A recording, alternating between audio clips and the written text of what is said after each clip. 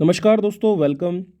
एक बार फिर से स्वागत है आप सभी का आर्य जंक्शन पर। मैं हूं घनश्याम और आज एक और सूचकांक जो है उसको लेकर आया हूं। तो वैश्विक लोकतंत्र सूचकांक 2020 पर हम चर्चा करेंगे, जिसे इस बार प्रकाशित किया गया है एक शीर्षक से, और ये शीर्षक है इन सिकनेस एंड इन हेल्थ।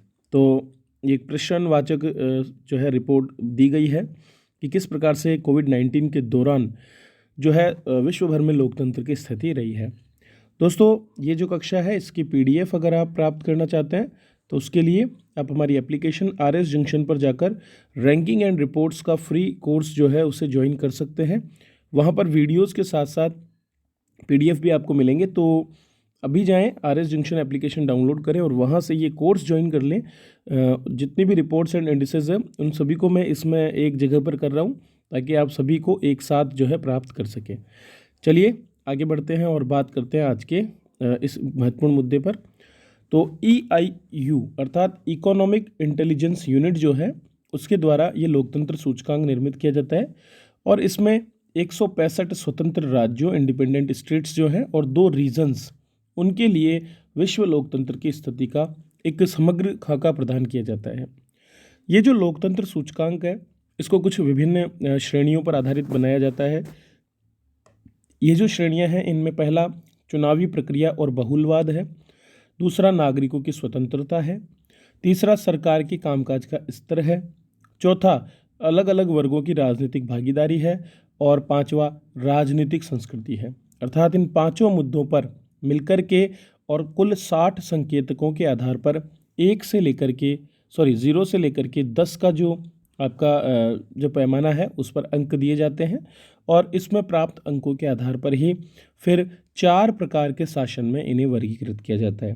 पहला पूर्ण लोकतंत्र, दूसरा त्रुटिपूर्ण लोकतंत्र, तीसरा संकर शासन, और चौथा सत्तावादी शासन। पूर्ण लोकतंत्र जहाँ पर बेहतरीन लोकतंत्र की स्थिति को दर्शाता है, वही सत्तावादी शासन नाम मात्र के लोकतंत्र को दर्शाता है।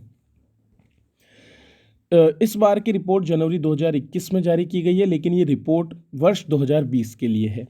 हर बार ऐसा ही होता है, 2020 के लिए रिपोर्ट 2021 में जारी होगी, 2021 की रिपोर्ट 2022 में जारी होगी। ब्रिटिश संस्थान द इकोनॉमिस्ट ग्रुप की इकोनॉमिक इंटेलिजेंस यूनिट इसे जारी करती है। भारत की बात करें तो 53वां स्थान 167 देशों में रहा है। 2019 में ये स्थान 51 था, तो 2 स्थानों की गिरावट यहाँ पर हुई है। सबसे ऊपर यूरोपीय देशों में नॉर्वे, आइसलैंड और स्वीडन, ये तीनों देश सबसे ऊपरी स्थानों पर हैं, जबकि सबसे नीचे उत्तर कोरिया, कांगो और सेंट्रल अफ्रीकन रिपब्लिक जैसे देश हैं। EIU की जो ये रिपोर्ट है इसका शीर्षक है democracy in sickness and health. इसमें देशों को 4 प्रकार के शासन में वर्गीकृत किया जाता है। पहला पूर्ण लोकतंत्र, जब भी कोई 8 से ज़्यादा अंक प्राप्त करता है तो उसे पूर्ण लोकतंत्र की कैटेगरी में रखा जाता है। त्रुटिपूर्ण लोकतंत्र वे हैं जिनमें 6 से ज़्यादा स्कोर है लेकिन 8 से या 8 के बराबर या कम है। संकर शासन में 4 से लेकर 6, और जो 4 से कम अंक वाले हैं उन्हें सत्तावादी शासन के अंतर्गत स्थित किया जाता है। दोस्तों, भारत दुनिया का सबसे बड़ा लोकतंत्र है और यहाँ पर वैश्विक रैंकिंग 53वीं रही है। 2 पायदान की कमी हुई है और भारत को त्रुटिपूर्ण लोकतंत्र को में शामिल किया गया। अर्थात यहाँ लोकतंत्र तो है लेकिन कुछ ऐसे मुद्दे हैं जिनको एड्रेस करना अभी भी जरूरी है अगर पूर्ण लोकतंत्र में जाना है। भारत का स्कोर 6.9 से गिरकर 6.61 जो है रह गया है। 167 देशों में केवल 23 ही देश ऐसे हैं जो पूर्ण लोकतंत्र है। यहाँ तक अमेरिका जैसा देश भी लोकतंत्र में नहीं है। 52 देशों को त्रुटिपूर्ण लोकतंत्र, 35 को संकर शासन और 57 को सत्तावादी शासन के रूप में वर्गीकृत किया गया है। भारत, अमेरिका, फ्रांस, बेल्जियम और ब्राज़ील जैसे देशों को त्रुटिपूर्ण लोकतंत्र के रूप में वर्गीकृत किया गया है।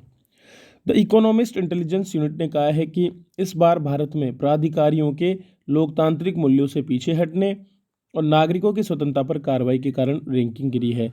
कोविड-19 को भी कहीं ना कहीं इसके लिए उत्तरदायी माना जाता है, क्योंकि इस दौरान लोगों को महामारी से बचाने के लिए सरकार को कुछ कड़े उपायों को जो है अपनाना पड़ा, जिसकी वजह से लोकतंत्र में कमी आई।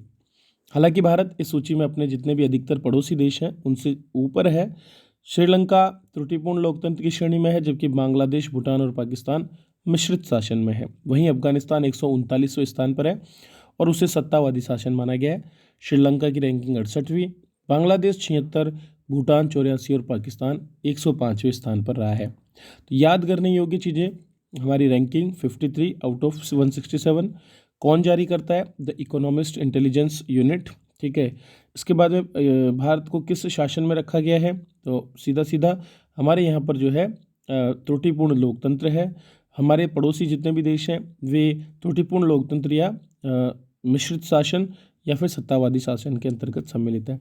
कोई भी देश जो है पूर्ण लोकतंत्र की स्थिति में नहीं है। पिछले साल से 2 अंकों की गिरावट हमारी रैंकिंग में आई है। तो ये बेसिक चीज़ें आपको इसमें याद रखनी है, क्योंकि शुरुआती है और कोई भी नेक्स्ट एग्ज़ाम जो होगा उसमें लोकतंत्र से जुड़ा सूचकांक का जो प्रश्न है वो आसानी से आ सकता है। तो ये हमारी कक्षा यहीं पर समाप्त होती है। अगर अच्छा लगा हो इसे लाइक करें, शेयर करें दोस्तों के साथ, और PDF में डाउनलोड करने के लिए RS जंक्शन ऐप डाउनलोड करें और वहाँ पर जो है इसका PDF प्राप्त करें। चलिए, वीडियो देखने के लिए आप सभी का बहुत बहुत धन्यवाद।